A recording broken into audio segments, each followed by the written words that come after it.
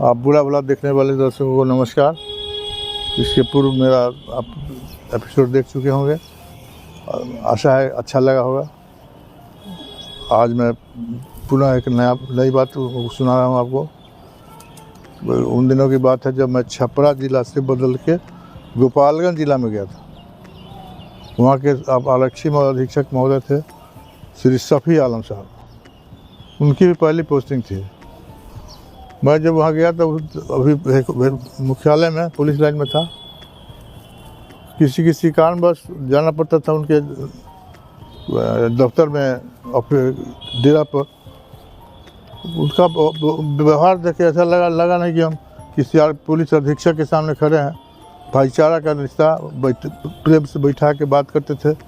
कहाँ से आए हो, कैसे आए हो, बाल बच्चे का क्या हाल है, ये सब पूछना, तसल्ली देना, ये सब उनकी महानता थी। इसी बीच में कुछ पुलिस लाइन का काम उन्होंने हमको सौंपा। वो काम क्या था कि वहाँ अर्डरली में बहुत पेनिंग। हम जब जाते थे तो हमको जवाबदेही दिए थे। हम मन से काम करने लगा डिस्पोजल होने। एक दिन ऐसा आया कि जब पुलिस लाइन में गए तो पूछा कि अर्डरली रूम, सारे मेजर थे BN सिंह। उन्होंने कहा कि सर आज एक भी अर्डरली रूम नहीं है। तो उनको बड़ा आश्चर्य हुआ कि आज एक भी नहीं, क्यों? आपने ऐसा हैंड दिया है मेरे पास कि उसकी मेहनत से सारा डिस्पोजल हो गया। बहुत खुश हुए। खुश होकर पुलिस लौट के गए डेरा और उन्होंने कहा क्राइम ब्यूरो से डिस्पोजिशन मंगाओ, आज एक आदमी की पोस्टिंग कर देंगे। उन लोगों को भी आश्चर्य लगा कि पुलिस लाइन से लौटे हैं, अभी मंगा रहे हैं। और डिस्पोजिशन मंगा के उन्होंने पूछा तो मेरे डेरा पर वार्ता के दौरान उन्होंने जब मेरे पारिवारिक स्थिति को जाना तो उस समय मेरे बच्चे छपरा में ही रहते थे और मैं जैसे गोपालगंज में। तो उन्होंने पूछा कि बच्चों से कैसे मिलते हो? मैंने साफ बता दिया कि DIG का हेडक्वार्टर वहाँ है, इसी बहाने कभी कभी जाके बच्चों से मिल लेता हूँ। पता नहीं उनको कितना सहृदय था, उनका हृदय, उनको याद थी बात। तो उन्होंने पूछा अपने दोस्तों से कि कोई ऐसा थाना बताओ जहाँ आवास हो। उन्होंने बताया कटिया थाना का नाम लिया। कटिया में उन्होंने पोस्टिंग मेरी कर दी। मैं गया कटिया में ज्वाइन किया। संजोगवश कटिया थाना में कुछ दिनों के बाद एक UD केस दर्ज हुआ, जिसकी कहानी ये थी कि वहाँ बस टर्मिनेट कर जाता था। गोपालगंज के लौटने के लिए शाम में 6 बजे के बाद कोई बात नहीं थी। उसी दौरान एक आदमी पहुँचाने गया अपने गेस्ट को कटिया बाज़ार में, बस छूट गई। तो रात को लौटना भी घर मुश्किल था। इंटीरियर देहात से आया था। रात में कोई रुकने नहीं देना चाहता था, कोई किसी को ठहराना नहीं चाहता था। एक टेलर की दुकान में वहाँ के मुखिया से कह के उसको ठहरवा। तो जाड़े की रात थी।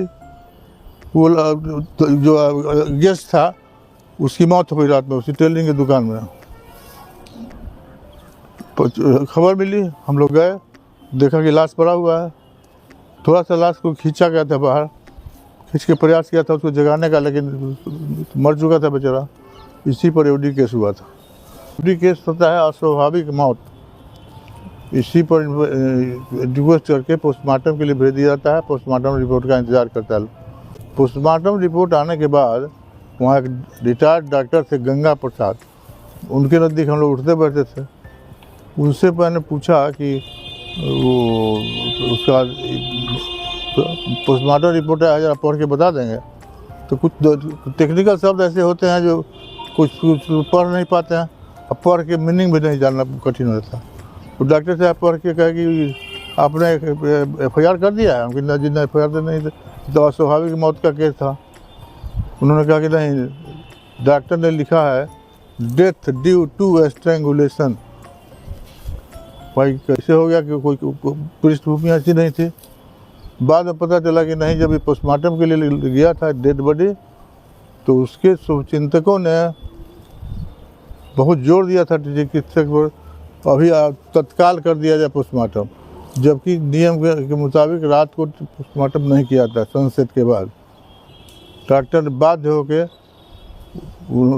पोस्टमार्टम बोर्ड बैठा के पोस्टमार्टम किया और उसी पर गुस्से में लिख दिया था डेथ ड्यू टू स्ट्रैंगुलेशन। सही बात कोई बता नहीं रहा था, केस बहुत दिनों से पेंडिंग था।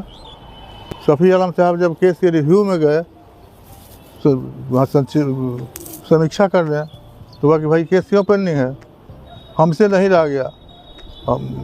हमसे नहीं रह गया तो हमने उनसे कहा कि सर इस केस की सच्ची कहानी ये है कि कोई ठहरने नहीं देता था किसी को।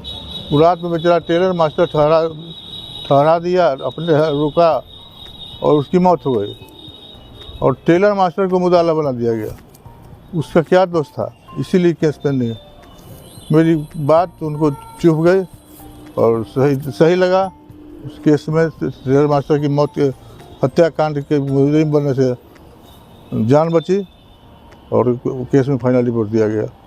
कहने का मेरा मतलब ये है कि सच्ची बात सीनियर पदाधिकारी के यहाँ रखने में कोई हिचक नहीं होनी चाहिए और सच्ची बात नहीं रखते तो वो केस या तो पेंडिंग रहता है और नहीं तो निर्दोष टेलर मास्टर जेल जाता। कहानी के शुरुआत में मैंने अर्दली रूम की बात की थी। अर्दली रूम होता है कि सिपाही हवलदार रैंक तक के लोग छुट्टी गए, पिछड़ गए, कोई तरह की गलती हुई, उनका निराकरण होता है अवकाश के बारे में जो एसपी साहब करते हैं बैठ के, उसी को अर्दली रूम कहा जाए। अर्दली रूम में आके उनकी बात वो सुनते हैं, उनकी बात वो सुनते हैं और वहीं उसका निराकरण होता है। ये एक कोर्ट जैसा बन गया था गोपालगंज जिला में, जो उनके तत्परता से और मेरी मेहनत से बड़ा खुश होकर सभी लंबित कांडों का डिस्पोजल हुआ था। बड़ी खुश होकर हमारी पोस्टिंग किए थे। आशा है कि ये कहानी आपको अच्छी लगी हो, अगर अच्छी लगी हो तो कृपया सब्सक्राइब करें।